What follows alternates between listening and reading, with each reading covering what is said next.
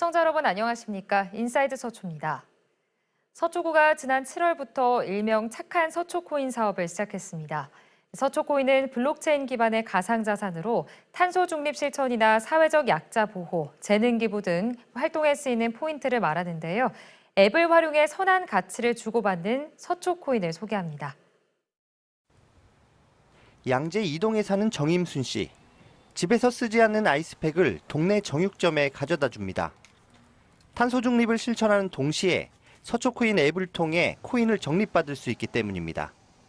이용 방법도 간단합니다. 서초코인 앱을 실행시켜 사진을 올리고 QR코드를 찍어주면 끝. 이날 정 씨는 아이스팩 10개를 전달하고 1코인을 적립했습니다. 서초구는 지난해 9월부터 60세 이상 주민을 대상으로 시범 운영하던 서초코인을 올해 7월 모든 연령으로 확대했습니다. 주민 모두가 이용하는 만큼 사용처도 대폭 늘렸는데 대표적인 게 탄소제로샵입니다. 카페와 세탁소, 정육점, 약국 등 동네 가게 300여 곳이 탄소 줄이기에 동참했습니다. 상점에 필요한 아이스팩이나 옷걸이, 쇼핑백 등 재활용이 가능한 물품을 전달하면 주민과 상점주는 코인을 적립받는 방식입니다. 이와 함께 투명 페트병을 모으고 어려운 이웃을 돌보며 위기 가구를 찾는 활동에도 코인이 적립됩니다. 또 교육이나 문화예술 등 다양한 분야에서 재능 기부를 하거나 자원봉사에 참여해도 코인을 적립받을 수 있습니다. 서초코인을 통해 모인 재활용품은 실제 이산화탄소를 줄이는 데 역할을 하고 있습니다.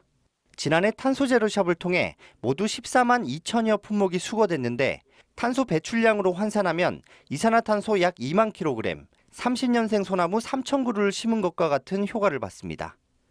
적립한 코인은 지역 곳곳에서 사용할 수 있습니다.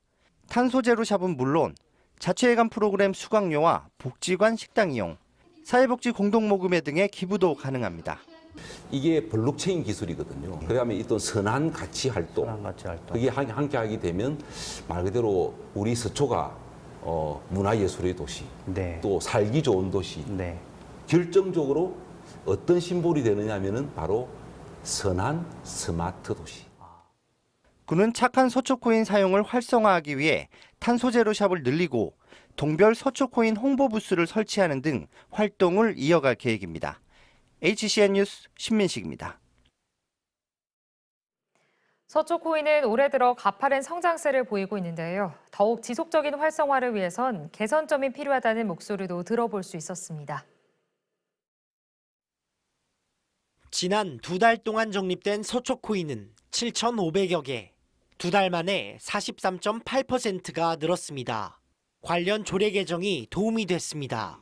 회원 자격이 전 연령으로 확대됐고 주민뿐 아니라 인근 직장인까지 가입할 수 있게 됐습니다. 그러나 한편에선 조례 개정을 둘러싼 우려도 있습니다. 1코인의 가치가 200원에서 100원으로 바뀌었고 봉사를 통한 코인 적립에는 60세 이상이라는 연령 제한이 생겼기 때문입니다. 선한 영향력 확대가 취지인 만큼 가용 예산 범위 안에서 최대한 많은 주민들의 참여를 끌어내야 한다는 겁니다. 지난 2달간 적립된 코인을 환산하면 약 75만 원 수준. 구청 측에선 보상이 주된 목적인 활동이 아니기 때문에 보람의 지표 정도로 금액을 책정했다는 입장입니다.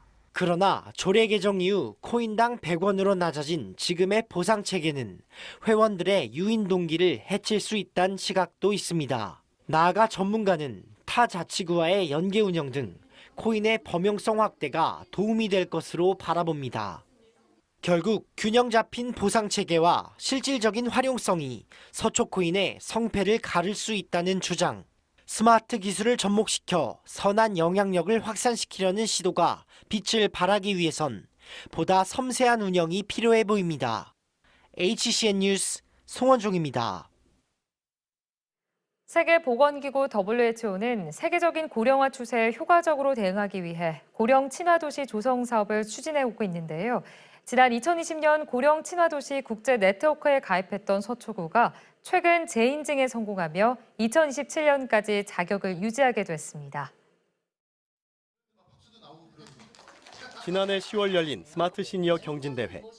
어르신 약 120명이 IT 기술에 대한 지식을 겨루는가 하면 스마트 테이블을 활용해 보드게임도 합니다. 중학생 때까지 아나운서를 꿈꿨던 심규섭 어르신은 공직에서 물러난 뒤 60대 후반에 마이크를 잡았습니다.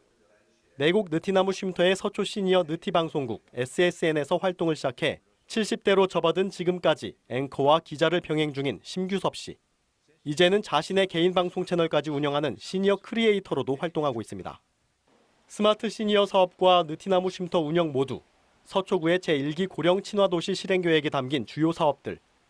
제1기 계획의 추진 성과를 바탕으로 제2기 계획을 수립한 구는 최근 WHO로부터 고령 친화도시로 재인증받았습니다. 어르신이 살기 좋은 도시란 상징성을 다시 한번 부여받았다는 데 의미가 있습니다. 제2기 계획에 따라 구는 전국 최대 규모의 어르신 복합복지타운 건립과 서초형 치매 예방 관리 사업, 대사증후군 관리 사업 등 60여 개 세부 사업을 추진합니다.